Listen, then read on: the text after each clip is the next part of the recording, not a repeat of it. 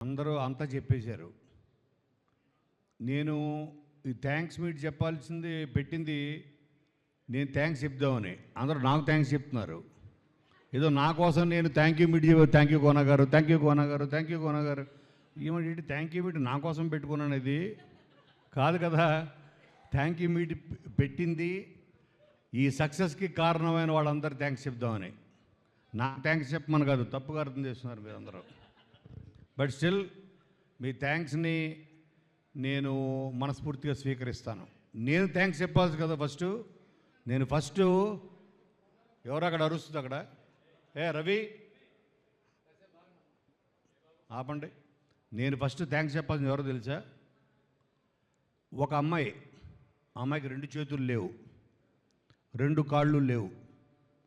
ఒక చిన్న బండి మీద, తోపుడు బండి మీద చెన్నై బీచ్లో తను బెలూన్లు అమ్ముకుంటుంది, heart shape balloons. Okay, heart shape balloons అమ్ముకుంటూ ఆ అమ్మాయి అన్నా వాంకో అన్న తీసుకోండి అని చిరునవ్వుతోటి ఆ అమ్మాయి బీచ్ మొత్తం తిరుగుతూ, మద్రాసు చెన్నై బీచ్లో తిరుగుతూ హార్ట్ షేప్ బెలూన్స్, ఆ అమ్మాయి తమ్ముడు అనుకుంటా ఆ బండి తోస్తున్నాడు. ఓకే, ఆ అమ్మాయికి 2 చేతులు లేవు, 2 కాళ్ళు లేవు. ఫస్ట్ ఆ అమ్మాయికి నేను థ్యాంక్స్ చెప్తున్నా. దానికి కారణం తెలుసా? అదే బీచ్లో, ఇది 97లో జరిగింది. అదే బీచ్లో నేను సూసైడ్ చేసుకుందామని వెళ్ళాను. నా చేతి నిండా ఒక 50 ట్యాబ్లెట్లు ఉన్నాయి, 50 నిద్ర మాత్రలు. అవి తీసుకొని నా దగ్గర మిగిలిన చివరి డబ్బుతోటి ఒక వాటర్ బాటిల్ కొనుక్కొని 50 ట్యాబ్లెట్స్ తాగి చచ్చిపోదామని వెళ్ళాను. ఆ అమ్మాయిని చూసిన తర్వాత నాకు మళ్ళీ జీవితం మీద ఆశ వచ్చింది. అటువంటి అమ్మాయి చేతులు కాళ్ళు లేదు, రేపేంటో తెలియదు, ఈ బెలూన్స్ అమ్ముకుంటే తప్ప ఈ రాత్రి గడవదు. అటువంటి అమ్మాయి అంత ఆనందంగా బతికితే నేనెందుకు చావాలనుకున్నా. నా ఫస్ట్ ఫెయిల్యూర్ తర్వాత ఇది. ఆ రోజు నేను కనుక ఆ అమ్మాయి నాకు కనిపించి ఉండకపోతే, నేను చూసి ఉండకపోతే ఈరోజు కోన వెంకట్ లేడు, ఇన్ని సినిమాలు లేవు, ఆ తర్వాతే నేను ఒక రైటర్గా మారా. ఆ తర్వాతే ఒక అమ్మాన తమ్ముడమ్మ రాశా, వెంకీ రాశా, ధీ రాశా, రెడ్డి రాశా, దూకుడు రాశా, ఎన్నో రాశా, అదూర్చ రాశా. ఇన్ని సినిమాలకు కారణం ఆ అమ్మాయి కోసం. తర్వాత నేను సక్సెస్ అయిన తర్వాత ఆ బీచ్లో ఎదుక్కుంటూ వెళ్ళా. ఎన్నోసార్లు వెళ్ళినప్పుడల్లా నేను బీచ్కి వెళ్ళేవాడిని. ఏంటి, ఆ అమ్మాయి నా దృష్టిలో దేవత, నా ప్రాణం కాపాడిన దేవత. ఆ అమ్మాయి కోసం ఎత్తుక్కుంటూ వెళ్ళా. నాకు ఎప్పుడు కనపడలేదు. నేను కొన్ని స్టోరీస్ వినేవాడిని. సాయిబాబా గుడికి వెళ్ళినప్పుడు, షిరిడీకి వెళ్తున్నప్పుడు దారిలో ఏవో కొన్ని చమత్కారాలు బాబా రూపంలో వచ్చారని అలా చాలామంది చెప్పుకుంటారు కదా భక్తులు. అలాగా నన్ను కాపాడడం కోసం నీవు ఒక కారణ జన్ముడురా, నీకు అప్పుడు టైం అయిపోలేదు ఈ భూమి మీద, నువ్వు చాలా చెయ్యాలి, నువ్వు చాలామంది నీకోసం ఎదురు చూస్తున్నారు, నువ్వు వాళ్ళకి అవకాశం ఇవ్వాలి, వాళ్ళ టాలెంట్ని నువ్వు గుర్తించాలి అని ఆ అమ్మాయిని పంపించాడేమో అనుకున్నా. మళ్ళీ నేను బ్యాక్ వచ్చా. నేను ఇచ్చిన ఆ తర్వాత ఎంతోమంది గొప్ప దర్శకుల్ని, ఈరోజు గొప్ప దర్శకులు, ఎంతోమంది మంచి దర్శకుల్ని నేను పరిచయం చేసే అవకాశం దొరికింది. వాళ్ళు కూడా ఉండేవాళ్ళు కాదేమో. ఒక శివ నిర్మాణ అవ్వచ్చు, ఎంతోమంది ఫస్ట్ ఫిలిమ్స్కి ఓ బాబీ కొల్లి అవ్వచ్చు, హరీష్ శంకర్ అవ్వచ్చు, ఎంతోమంది, ఈరోజు సతీష్ జవ్వాజీ.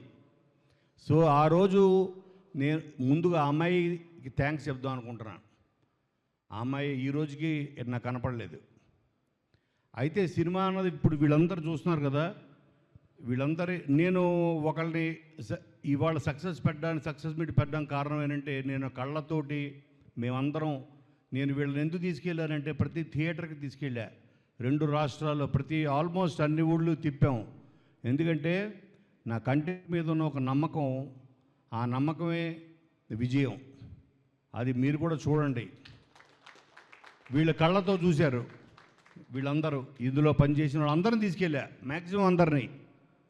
తీసుకెళ్ళా, సతీష్ని అందరికి తీసుకెళ్ళా. మీరు డిప్రెస్ అవ్వద్దు, ఓకే?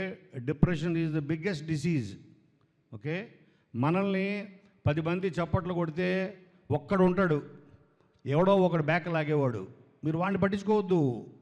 ఆ 9 మందిని చూడండి, ఆ 9 మంది ఎంత వాళ్ళ కళ్ళల్లో ఆనందం చూడండి.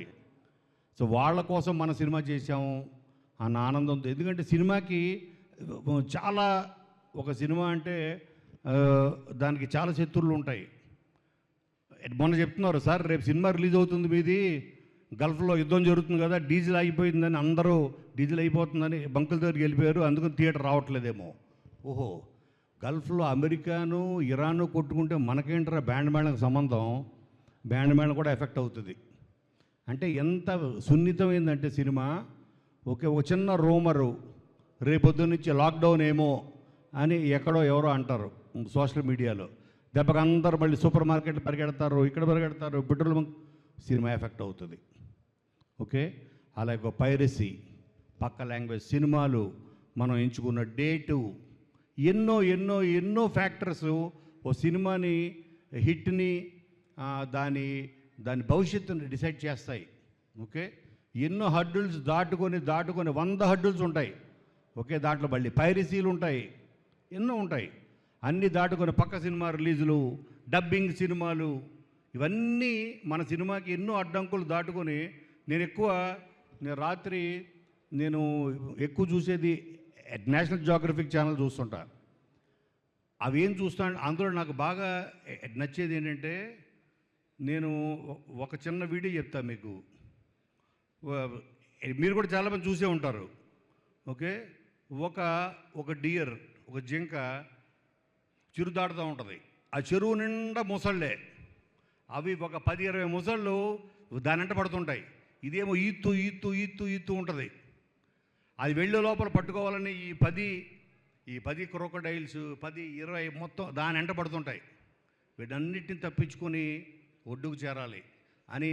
సో నేను కూడా చూస్తున్నప్పుడు అది చేరుతుందా లేదా, ఒక్క కాలు పట్టుకున్నా చాలు, ఒక్క ముసలి అటన్నిటిలో అది ఆన్ ద స్పాట్ డెడ్. ఇవన్నీ దాటుకొని ఒడ్డుకు వెళ్ళిందా, దాని లైఫ్ ఇవాళ ఒడ్డుకు చేరింది బ్యాండ్ మేళం, అదే దుప్పిలాగా. దీనికి కారణం డెఫినెట్గా నెంబర్ 1 to నెంబర్ 10 ఆడియన్స్, ప్రేక్షకులు. మేము వచ్చినప్పుడు థియేటర్కి మీ కళ్ళల్లో చూశాను నేను, మీ కళ్ళల్లో ఆ సాటిస్ఫాక్షన్, మీరు ఈ సినిమా ద్వారా మీకు ఈ సినిమా ఇచ్చిన సాటిస్ఫాక్షన్, ఆనందం, ఎమోషన్ అన్నీ మీ ఐస్లో నేను మిమ్మల్ని చూస్తూ ఉన్నాను. అదే సక్సెస్. అలాగే నేను థ్యాంక్స్ చెప్పాల్సింది, కరెక్ట్ చెప్పాడు రోషన్, సురేష్ బాబు గారు, జగదీష్, వాళ్ళ ప్లానింగు. అంటే ఒక కొత్త సినిమా, చిన్న సినిమా అవ్వచ్చు. నేను పెద్ద హీరోల సినిమా ఎన్నో రాశాను, ఎన్టీఆర్కి 4 ఫిలిమ్స్ రాశాను, రవితేజ్కి ఎన్నో సినిమాలు రాశాను, మహేష్ బాబుకి రాశాను. కానీ ఇటువంటి వాళ్ళకి చేసినప్పుడు ఎక్కువ శ్రమ పెట్టాలి. వాళ్ళకి నేను పెద్ద పెట్టక్కర్లేదు, ఒక 4 పంచులు వేస్తే చాలా అయిపోయింది. నాకు పంచులు, మంచి డైలాగ్స్, మంచి ట్విస్టులు, ఆ సినిమాని ఆడియన్స్ మోసుకుంటూ తీసుకెళ్ళిపోతారు. 10% బాగున్నా, కానీ వీళ్ళది 100% బాగుండాలి. 100 అంటే వీళ్ళకి ఎక్కువ శ్రమ పెట్టాలి. అందుకని ఈరోజు వరకు నేను కేవలం వీళ్ళందరి జీవితాలు ఇప్పుడే స్టార్ట్ అయ్యాయి. ఓకే, ఎస్పెషల్లీ మా రోషన్, మా శ్రీదేవి, ఇక్కడ చేసిన ఫ్రెండ్స్ క్యారెక్టర్స్, వీళ్ళందరూ ఇందులో పనిచేసిన టెక్నీషియన్స్, ఇందాట కొరియోగ్రాఫరు, ఈ సినిమాకి ఫస్ట్ సాంగ్తో ఊపించిన రాము రాథోడ్, ఆ సాంగ్ సినిమా తీసుకెళ్ళింది ఫస్ట్. వీళ్ళందరికీ థ్యాంక్స్ చెప్పాలి. అలాగే జగదీష్, సురేష్ ప్రొడక్షన్స్, ఎంత మారుమూల నార్త్ ఇండియాలో. నాకు శ్రీదేవి వాళ్ళ కజిన్ సూరత్లో మన సినిమా చూసిందంటే నేను షాక్ అయ్యా. సూరత్లో కూడా సినిమా రిలీజ్ అయింది. సూరత్లో సినిమా రిలీజ్ అయ్యి అక్కడ కూడా ఆల్మోస్ట్ హౌస్ఫుల్స్ అని తను ఫోన్ చేస్తే నేను ఆశ్చర్యపోయాను. అంత మూలకు కూడా తీసుకెళ్లారు సురేష్ ప్రొడక్షన్స్, ఏషియన్ సురేష్ వాళ్ళు. ఇంకా అంతకన్నా ద బెస్ట్ జాబ్ నేను ఎక్కడ చూడలేదు. అంటే ఇట్స్ ఎ సేఫ్ హెవెన్ వాళ్ళు ఎందుకంటే ఆయన సినిమా చూశాడు, సురేష్ బాబు గారు సినిమా చూసి, ఓకే దీన్ని ప్రాపర్గా ప్లానింగ్ చేసి జగదీష్ గారు చేతిలో పెట్టి, ప్రతి కొత్త ప్రొడ్యూసర్కి ఓహో వీళ్ళు సేఫ్గా ప్లానింగ్ చేస్తారు, ఈ సినిమా కొనడానికి చాలామంది ముందుకు వచ్చారు, కానీ ఎవరికి అమ్మలేదు. నేను ఎందుకు అమ్మలేదంటే ఈ సినిమా మీద ఉన్న నమ్మకం ఒకటైతే, నేను 10 మంది ఇప్పుడు నేను చెప్పే కదా ఇందాట క్రోకడైల్స్ అని, వీటన్నిటిని దాటుకుని వెళ్తుందా లేదా, ఆ తప్పు జింకద కాదు. ఒకవేళ వాళ్ళ చేతికి చిక్కితే ఆ తప్పు జింకద అవ్వదు, ఆ క్రోకడైల్స్దే అవుతుంది.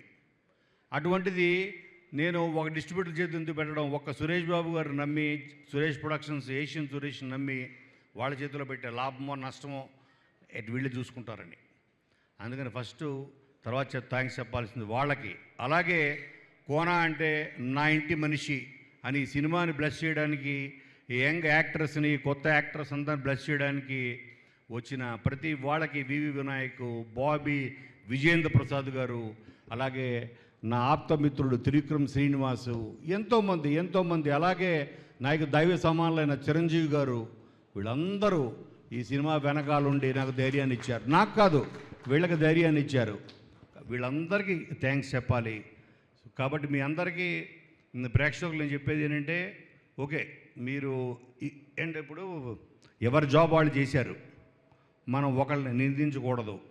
ఎవరి జాబ్ వాళ్ళు చేశారు. మీ జాబ్ మీరు పర్ఫెక్ట్ చేశారా? మీరు చేశారు. డైరెక్టర్గా సతీష్ తన జాబ్ పర్ఫెక్ట్గా చేశాడా? 100% పర్ఫెక్ట్గా చేశాడు. అలాగే శివ యాజ్ అన్ ఎడిటర్ ఎన్ని రాత్రులు పడుకోకుండా పనిచేశాడో నాకు తెలుసు. ఎన్ని రాత్రుళ్ళు నాకు తెలుసు. ఆఫీసులోనే కాపురం పెట్టాడు. తను స్నానం చేసేటప్పుడు కూడా లేదు, నాకు తెలియదు, స్ప్రే పెట్టుకున్నట్టున్నాడు. చేసావు కదా, ఆ సోఫాలో పడుకునేవాడు డే అండ్ నైట్. సో కష్టం అన్నది దేవుడితో సమానం. మీ కష్టం వృధా పోదు. అలాగే ఫస్ట్ టైం ఈ సినిమా కోసం రోషన్ పాట పాడాడు. ఇటు చెప్పారు, రోషన్ నువ్వు సినిమాలో పాట పాడుతున్నావు అండి, బొంబాయికి పోదునంట దాని మనసు అని. ఆ లిరిక్ని ప్రాక్టీస్ చేయించి తను వేరే షూటింగ్లో ఉంటే రాజమండ్రిలో లిరిక్ పంపించి నువ్వు రాగానే పాట పాడుతున్నావు అంటే మదీన్ అని మ్యూజిక్ డైరెక్టర్ దగ్గరికి పంపించి తన చేత పాట పాడించా.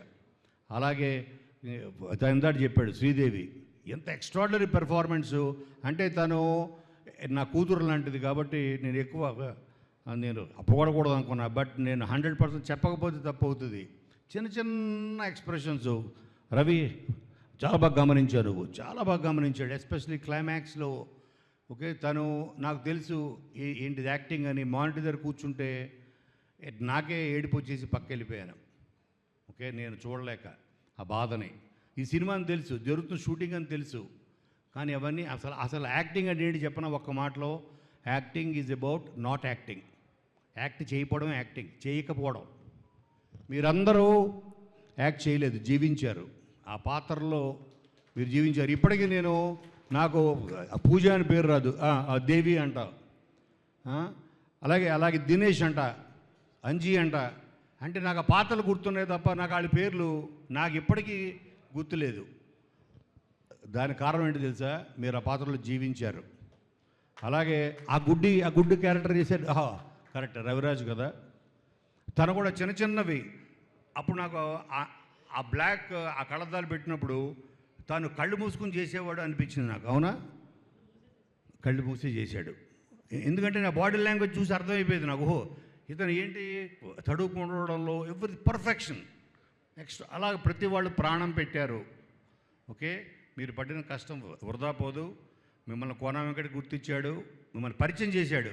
మిమ్మల్ని రేపొద్దున ఇండస్ట్రీ గుర్తిస్తుంది, 100 మంది డైరెక్టర్లు గుర్తిస్తారు, మీకోసం క్యారెక్టర్లు రాస్తారు. ఓకే, మిమ్మల్ని ఈసారి మీకు ఆడిషన్తో పని లేదు. నువ్వే సినిమా చేసావంటే బ్యాండ్ మేడం అని చెప్పండి చాలు, అదే మీ ఆడిషన్, అదే మీ విజిటింగ్ కార్డ్. అది చాలు మీ విజిటింగ్. బ్యాండ్ మేడంలో నేను పలానా దేవి అని చెప్పు చాలు నువ్వు, అదే మీ విజిటింగ్ కార్డ్. నా కాన్ఫిడెన్స్ ఎంత అంటే నిన్న రాత్రి ఐ టేకిన్ ఎ డెసిషన్. ఇండియాలో నాకు తెలిసి ఎవడు చేసి ఉండడు. నిన్న రాత్రి డెసిషన్ తీసుకుని ఒక టైటిల్ రిజిస్టర్ చేసి మళ్ళీ ఒక మరాఠీలో మళ్ళీ ఒక 5-6 డేస్ దీన్ని మళ్ళీ షూట్ చేయాలని సాయి కుమార్ గారితో మాట్లాడి, అలాగే రోషన్ శ్రీదేవితో కూడా మాట్లాడి మళ్ళీ దీనికి ఒక 5-6 డేస్ షూట్ చేసి October 16th మేము మళ్ళీ మరాఠీలో ఈ సినిమాని రిలీజ్ చేయబోతున్నాం. It is going to be Marathi version. అంటే ప్రాబ్లీ ఇప్పుడు తీసిన సినిమాని యాస్టీజ్గా డబ్ చేసి ఉండదు. It will be new version, a new take. Of band madam in Marathi. Okay, I gone crazy అని అది కూడా ఆ టైటిల్ కూడా ఆయన ఇచ్చిన ఆయన గొప్ప డైరెక్టర్. వాళ్ళందరి పేర్లు నేను తర్వాత రివీల్ చేస్తాను. Still there is lot of time. So కాబట్టి మీరందరూ ఇక్కడ ఎవరిని నిందించొద్దు. మీ పని మీరు పర్ఫెక్ట్గా చేశారు. మీ అందరికన్నా మించి పర్ఫెక్ట్గా వాళ్ళ పని వాళ్ళు పర్ఫెక్ట్ చేశారనుకోండి. మీ అందరికన్నా the best job, perfect job చేసింది ఎవరు తెలుసా? ఆడియన్స్. మీ జాబ్ మీరు చేశారు. మీరు పర్ఫెక్ట్ జాబ్ చేశారు. అందుకే ఈరోజు ఈ థ్యాంక్ యూ మీట్ ఇది నా కోసం కాదు, ఓకే, మీకోసం. నాకు థ్యాంక్స్ చెప్పారు వీళ్ళందరూ కాదు, మీకు థ్యాంక్స్ చెప్పడం కోసం. 100% ఇది ఇప్పుడే స్టార్ట్ అయింది. 4 డేస్లో బ్రేక్ ఈవెన్ అంటే చాలామంది ఎగతాళి చేశారు. ఇదేంటి 4 డేస్లో అయిపోయింది, ఆ నెంబర్లు వేసేసుకున్నారండి. ఓకే, సో నెంబర్లు వేసేసుకుంటే నేను మరి వీళ్ళ కళ్ళల్లో ఆనందం ప్రేక్షకుల్లో చూసింది. ఆ ప్రేక్షకులు అన్ని థియేటర్లో నేనే కొనేసి నింపేశాను నాకు అంటారేమో రేపు పొద్దున. ఓకే, అంటే నాకు సినిమా తీసిన బడ్జెట్ కన్నా ఎక్కువ అయిపోద్ది నాకు. సో కాబట్టి వీళ్ళందరిని బ్లెస్ చేయండి. I'm really proud. నేను ఇన్ని సినిమాలు తీశాను, గీతాంజలి అనే సినిమా తీశాను యాజ్ ఎ ప్రొడ్యూసర్గా. ఒక నీవెవరు అవ్వచ్చు, ఒక గల్లీ రౌడీ అవ్వచ్చు, ఒక నిన్ను కూర అవ్వచ్చు. బట్ ఐఎమ్ ప్రౌడ్లీ సేయింగ్ నా లిస్ట్లో, ఓకే, టాప్ 3లో ఉండే cinema band madam. Okay, Roshan, Siri, మీరు నేను ఎన్నోసార్లు చెప్పాను, మళ్ళీ చెప్తున్నాను. You people are going to rule this industry one day. Rule, no doubt. Okay, దానికి కారణం ఏంటంటే మీ డెడికేషన్. మీరు అన్నారు కదా డే అండ్ నైట్ నిద్ర లేకుండా నాతో పాటు సమానంగా మీరు తిరిగారు.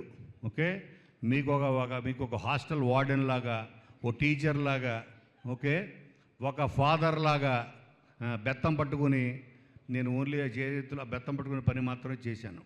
But thanks a lot Satish. నువ్వేమీ అధైర్యపడద్దు. ఈ సినిమా సక్సెస్ స్పీక్స్ అంటారు కదా, దాన్ని మించింది ఏది లేదు.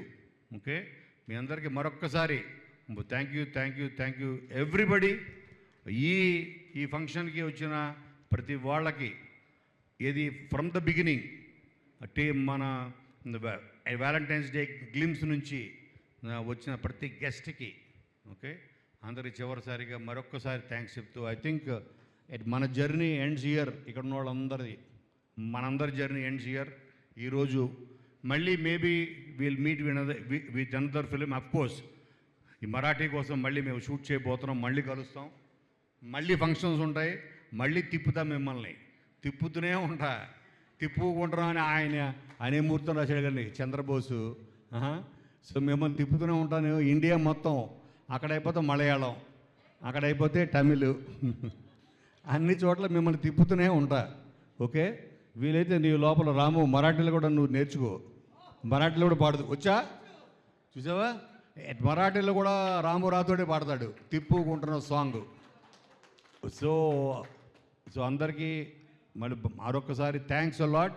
వీళ్ళందరి మొహాల్లో చిరునవ్వు నింపినందుకు, ఓకే, వీళ్ళందరికీ కాన్ఫిడెన్స్ ఇచ్చి ప్రేక్షకులు వీళ్ళ ఫేస్లో స్మైల్స్ కారణం మీరు. ఆ స్మైల్స్ని ఎవ్వరూ దాన్ని చెరిపేయలేరు. Keep your smiles guys. మీకు లైఫ్లో ఇంకా చాలా ఉంటుంది ముందు, ఎన్నో ఫేస్ చేయాలి. Don't get depressed by one couple of ఇది అస్సలు పట్టించుకోవద్దు. Success is much bigger. వీటన్నిటికన్నా ఆ సక్సెస్ మీ చేతిలో ఉంది. మీరు లైఫ్లో మరింత ముందుకెళ్ళాలని మనస్ఫూర్తిగా నేను మిమ్మల్ని కోరుకుంటూ ప్రేక్షకులకు మరొకసారి ధన్యవాదాలు. Thank you.